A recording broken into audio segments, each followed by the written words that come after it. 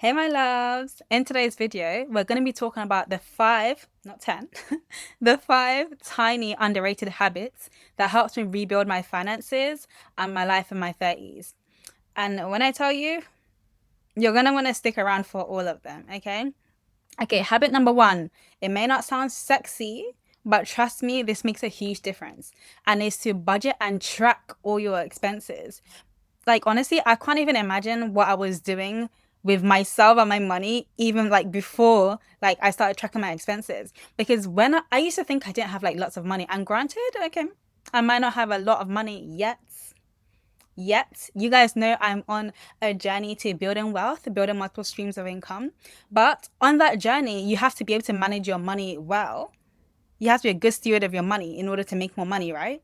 And tracking my expenses just showed me how much money that I do actually have, but then where it was going to. So every time I like spend money on snacks, ugh, it actually pains my soul every time I have to like enter that into my budget sheet. But every time I see it, I'm like, girl, you could actually be saving so much money if you like reduced your snacks even just a little bit. And it's just I know that I ate out, like I bought snacks often, but I just didn't realize how much I did it. And it's like keeping like tracking my daily expenses just shows me like where the opportunity is for me to cut down or reallocate my money for the things that actually matter to me. So that's like a huge thing for me. And when I look at my budget sheet, the things I love to see most are one, my daily tracker, as in my expense tracker, and just literally what most of my money is going on. Because I really thought that like most of my money was going on transport, but ever since I got that rail card, oops, sorry if it went a bit dark. I'm really hoping that the light actually sees us through this video, but we'll just work with it, okay? Anyway, I thought most of my money went on transport, but ever since I got the rail card, I realized that actually my money that I've allocated to my transport, it now seems like it might be a little bit too much. So I can reallocate that to something else that's like of more importance and value to me. So seeing all of this laid out on my budget sheet is amazing. And I just know that by the end of like, each month I get to really like get a better understanding of my finances. And if you start tracking your daily expenses and just having an overall budget, you will also be able to like pinpoint like where you are leaking your money. Like you'll be able to see what actually matters to you, and then where you can like not siphon off but reallocate the funds to what actually matters to you. So that's habit number one. Start start budgeting and start tracking your expenses. Is going to make a world of a difference. Okay, all right, I've got my trusty notes, so let's see what point number two is. Oh, this one is huge. Habit number two is doing inner work and regulating my nervous system. Like first thing in the morning when I wake up, this literally changes the trajectory of my day and just like more my mood, everything. I just feel so much more at peace, so much more regulated, so much more ready to like tackle the day. As I mentioned, you guys know I'm building multiple income streams, and right now I'm working on just rebuilding trust with money. So I go to my what is it called? I go to my Feminine Glow workbook, and then I open up the section that says rebuilding trust with money, and I read through it. I do the embodiment practices that I asked me to do. I reflect on the things that causes me to have a level of mistrust of money. I try and find the pinpoint, the root cause of, excuse me, the lighting again. Let's just go with it. Yeah, to pinpoint the root cause of why I behave the way I do with money. What are my money blocks? And I work through them. That means that after doing that section, and that's just obviously not just the only section, but whatever I feel like doing inner work on that day, I go ahead and I look through my workbook and I choose what I want to work on and I go ahead and do it. And it just gets me ready for the day. It helps me realize that actually I am safe. I can do this, It helps me stop operating from a place of fear and to stop operating from like, from a place of, instead of like working from fulfillment and working from like, from fear basically.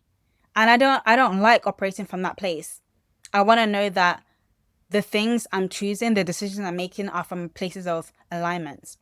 And that's what doing inner work helps me do, instead of just prioritizing like short-term safety, which also like limits my decision making. So That's what doing inner work will do for you. You guys should try it. Maybe start journaling, start doing some somatic regulation practices. Try that first thing in the morning. It doesn't have to be huge. Just give that a go. If you like what you're seeing so far and you want to do some inner work to help you lay that foundation for success for your day and the rest of your life, I've put the link for the workbook in the description box. So check that out whenever you want to. There's no pressure whatsoever. Okay, so habit number 3 is automating my savings and my investments. And can I tell you, this has actually been, I don't want to say life changing, but it has been life changing because it's the one thing that's caused my wealth. The fact that I can even say wealth is crazy because I never really used to think I was like a wealthy person, but it's the one thing that has caused my wealth to increase effortlessly.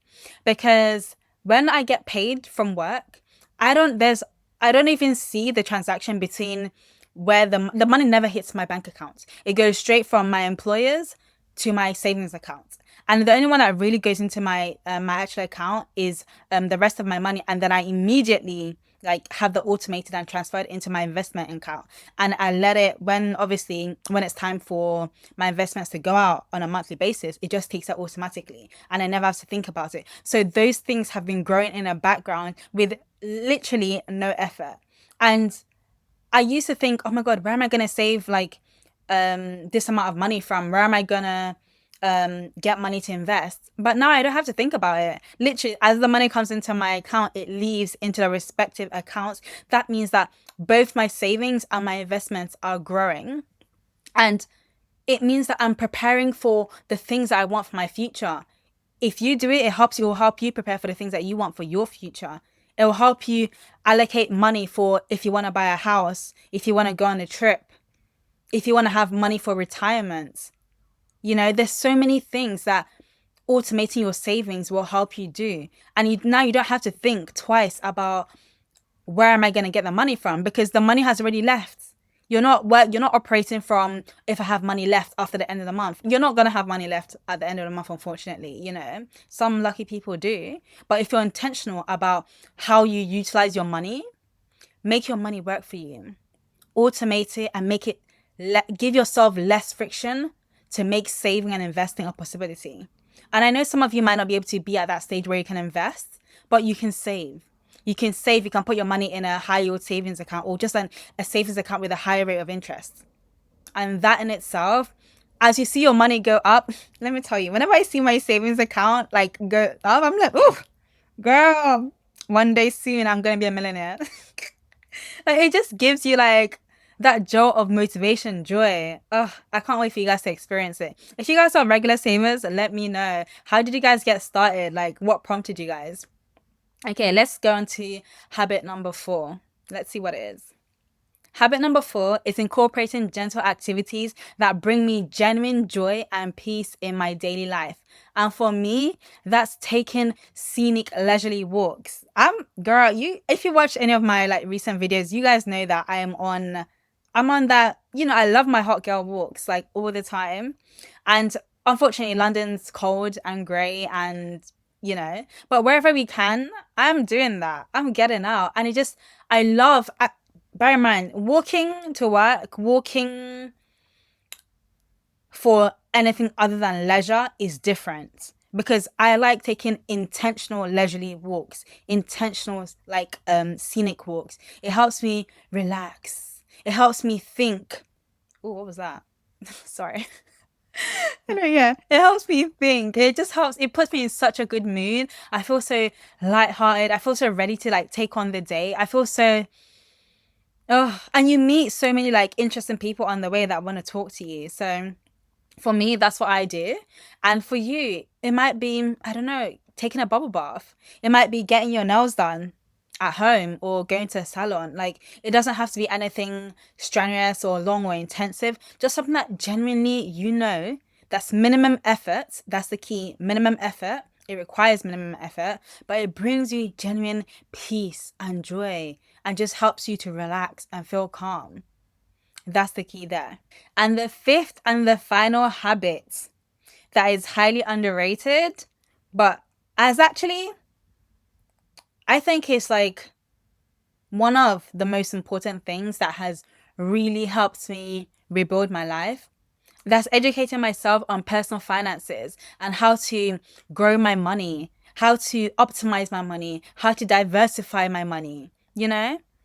And I just feel like without the interest in learning like how to do these things and actually educating myself on it, I wouldn't have made all the decisions that I've made recently. I wouldn't be on this journey to create multiple income streams, to create wealth for myself and my family. Like, I would still be thinking, oh my God, I don't have this and that. I don't make enough money. I'm not able or capable of achieving my goals. Meanwhile, actually I am.